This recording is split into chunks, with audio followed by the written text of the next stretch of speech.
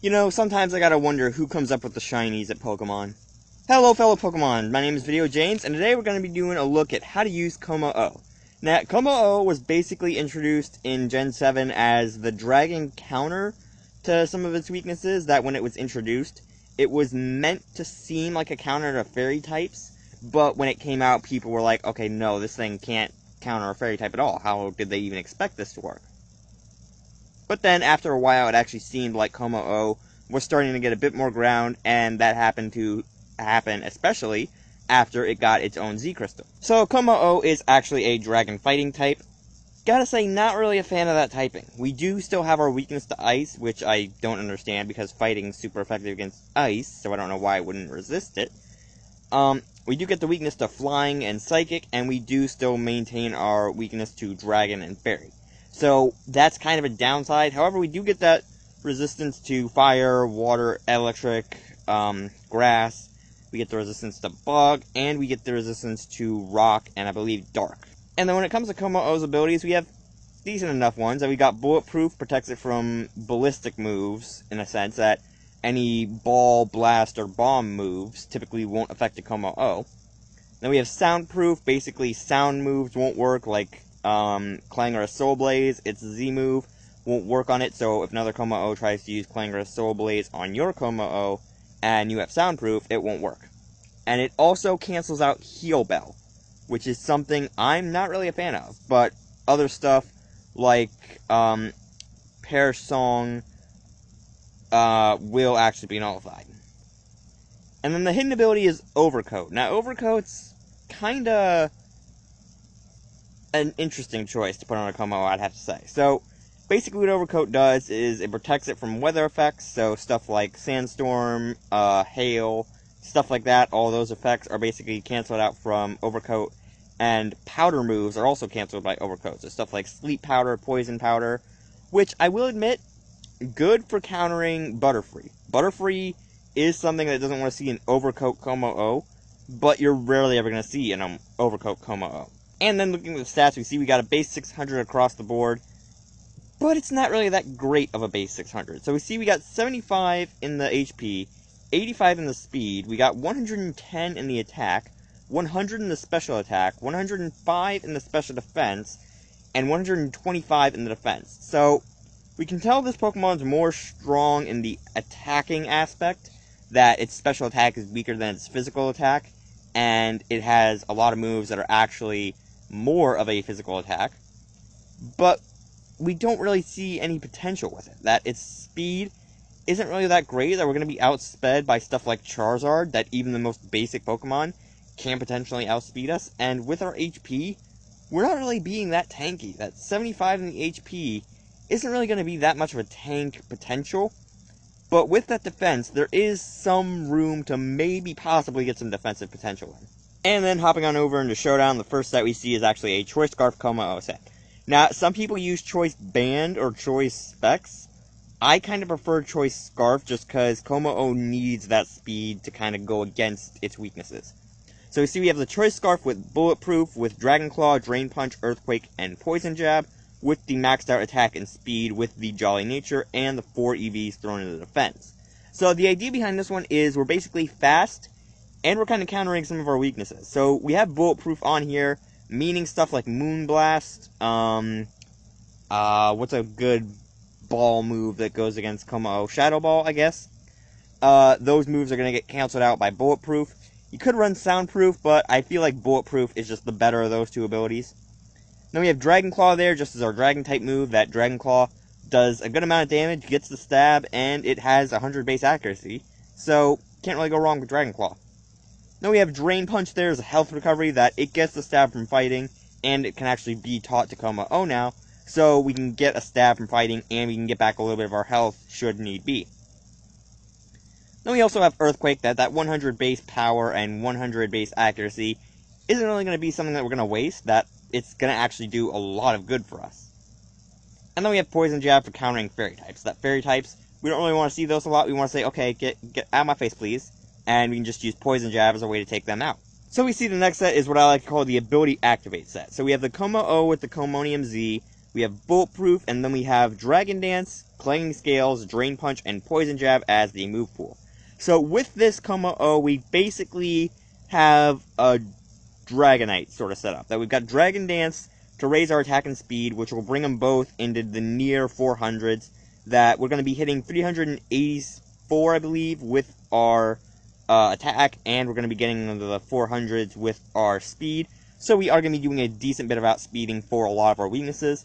That stuff like Greninja, that with Greninja, it has a base speed of 377, so if it doesn't manage to kill us after one hit, then after one Dragon Dance, we're actually going to be strong enough to actually hit them back and do massive damage.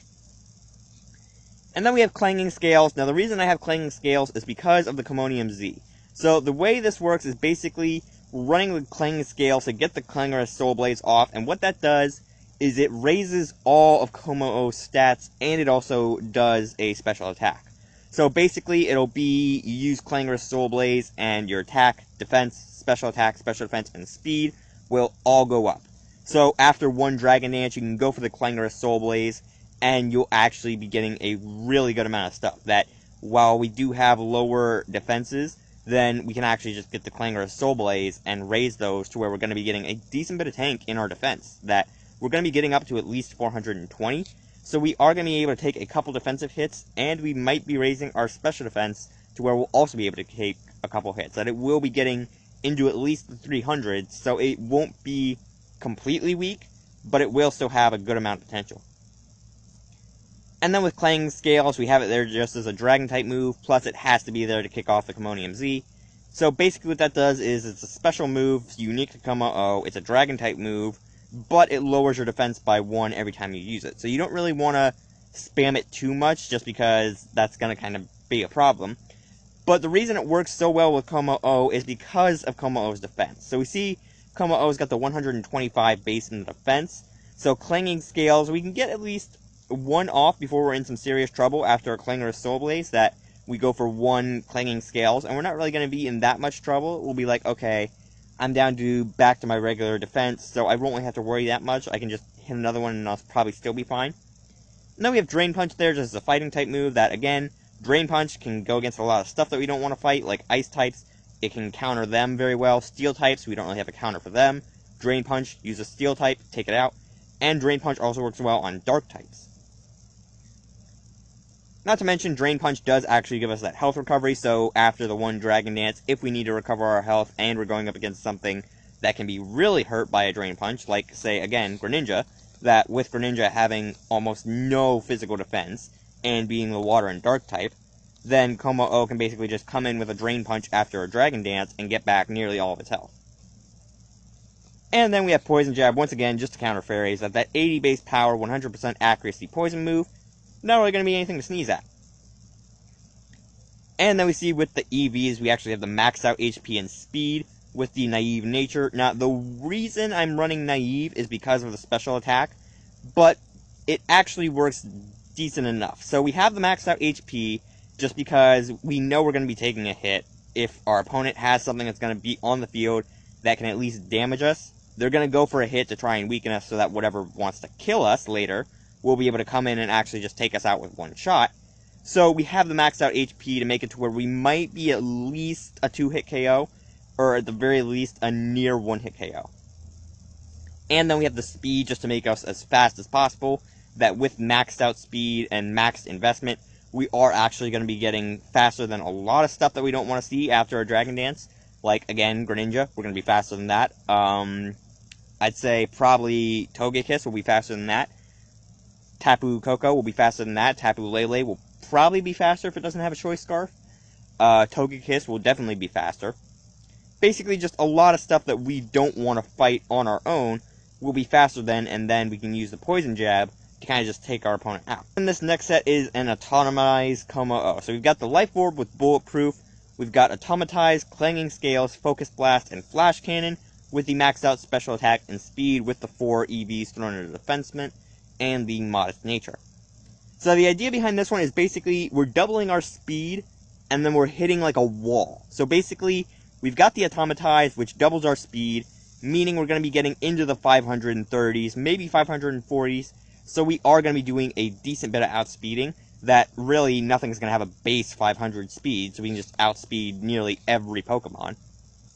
And then we got Clanging Scales. That Clanging Scales, being that Dragon-type move, although it does lower the defense, it still has 110 base power with 100% accuracy, so it is going to be doing a good amount of damage with the Life Orb bonus. Focus Blast, just as a counter to stuff like Ice types, that Focus Blast can hit actually a lot of times. It actually isn't as bad sometimes. It still can miss a lot of the time, but it still does have the potential to hit what it needs to. Then we have Flash Cannon there as our counter to Fairies. That Kommo-O doesn't really get access to a special poison move, so we run Flash Cannon as not only a counter to Fairies, but also to Grounds, Rocks, and Ice types. Now, the reason we're running Modest instead of Jolly is that we're going to be basically boosting our speed to where it's going to be getting doubled, and we're going to be outspeeding basically everything that has no boost. So we won't really need to have a speed investment. Maxing it out is still very helpful, but we won't really need to put a nature on, so we can throw that into the attacking, and we can actually give ourselves a little boost in power. And then with the Life Orb, we'll actually be dealing similar damage like a Greninja. That a Greninja, with almost no investment in its special attack except for maxing, hits 305. And with Greninja, we see it hit a lot of stuff a lot of the time, and one hit KO it. And then this next set is actually what I like to call a Slurpuff 2.0 set. So we've got the Kommo-O with the Aguav Berry and Bulletproof. We have the maxed out HP, 220 in the special defense, and 36 in the speed with the Jolly nature. And then we have Substitute, Belly Drum, Dragon Tail, and Earthquake. So the idea behind this one is we're kind of being that stallish, kind of that Snorlax set, I would say. That it kind of runs like Snorlax, but it also kind of runs like Slurpuff. That with the Belly Drum, Aguav Berry, it's kind of reminiscent of Slurpuff minus the Unburden ability, but it's still equally overpowered. So we got the Substitute just to give us that couple free turns for our setup, that with Substitute, unless our opponent has something that's going to one-shot us or a special defense attacker, we're going to be pretty safe that our Substitute is going to take at least 2 turns to kill. Then we have Belly Drum just to get our attack up to maxed, that after a +6 max, your opponent's going to basically have to fear you for everything. And then with the Aguav Berry, after a Substitute and a Belly Drum, if our opponent hasn't damaged us, then the Aguav Berry is going to bring us up by 50% of our health. Dragon Tail. Now, Dragon Tail I'm running as a thing for basically swapping. So, if you don't know what Dragon Tail does, it has a lower base power and accuracy when compared to Dragon Claw, but it has an added effect of swapping out the opponent's Pokemon. So, it does work out very nice, and with Belly Drum, the lowered power isn't really going to matter, because with a +6, everything's going to be a potential one-hit KO. So we got the Dragon Tail just to kind of force our opponent out, and kind of put them in a situation to where, okay, I don't want to swap back into that, because I might get extremely wrecked. And then we have Earthquake. So we got Earthquake just because massive hitting move, massive damage. And with this set, we don't really want to run Drain Punch. You could, but I feel like Earthquake works a bit better in these circumstances. It is actually a Landorus 2.0 set. So basically, we got the Kommo-O with Leftovers and Bulletproof once again. You're probably going to see Bulletproof most of the time. I'd rarely ever see Soundproof just because it cancels out some of the good moves, like Heal Bell and stuff like that. It cancels them out. So I wouldn't really see that often. But we've got Bulk Up with Stealth Rock, Dragon Claw, and Drain Punch, with the max out HP and defense with the Impish nature, and 4 EVs thrown into the attack. So the idea behind this one is we're running like a Landorus. So if you've ever seen a Landorus, most of the time you'll either see them with Choice Scarf and Stealth Rock, or you'll see them with maxed out HP and defense with a Rocky Helmet with Stealth Rock. So the idea behind this one is we get the high HP and defense, so we're going to be taking a lot of physical hits, so we don't really want to swap into anything special like a Greninja. But basically, if we see our opponent has mostly physicals, then we can send Kommo-O out first turn, we can go for a Bulk Up, we'll raise our HP and defense up to acceptable standards, to where we'll actually be able to get around the range of, okay, we're going to tank a decent bit, and we're going to still do a good amount of damage, that we're going to be getting around the 380s in our attack. And then we have Stealth Rock as our setup, that, again, Kommo-O, send it out first if your opponent doesn't have many special attackers, and set up the Stealth Rock, and then maybe swap out into something like Ferrothorn. That Ferrothorn is basically everyone's go-to tank, and with Kommo-O, it's actually a very good choice as a tank. Then we have Dragon Claw. That Dragon Claw, after a bulk up with the Dragon Stab, going to be doing a decent bit of damage. And we also have Drain Punch as our fighting move, and once again, Drain Punch does give you that kind of healing factor as well. So basically with this set, you're running as a tank, that basically you want to bank on that physical defense, and you don't really want to swap into anything special. That you kind of want to say, okay, look at my opponent's team, they start out with mostly special attackers, so I'm not going to send in Kommo-O first.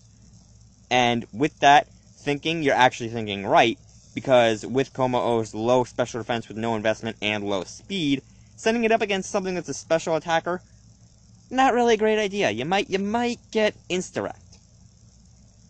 However, if it's something you actually resist that's a special attacker, you can say, okay, I'll throw Kommo-O out there and maybe get off a Stealth Rock, and I won't really take enough damage to be one-hit KO'd, maybe two-hit, but I'll still be able to get the Stealth Rock off, and then I can maybe swap out into my EV and go for Extreme Evo Boost. And that is actually how to use Kommo-O. Like I said, Kommo-O was basically made as a counter to a lot of stuff, that as of Ultra Sun and Ultra Moon, it was kind of updated to be a sort of counter to a lot of stuff that is kind of made as like a similar set to Landorus. You can make it as a similar set to Slurpuff, and you can make it as a counter to a lot of stuff that Dragon types used to fear in the past. But at the same time, it's not without its flaws, that with the low HP and speed, you do have a little bit to worry about in those areas. So if you are going to invest in one, you kind of want to focus on that one. Regardless, for now, I'm going to leave this video here. I hope you guys enjoyed it. I really like Kommo-O.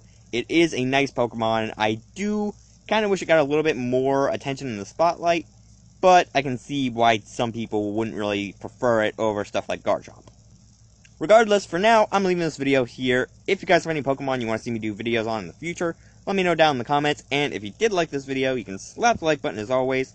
And I'll see all you beautiful people in the next video.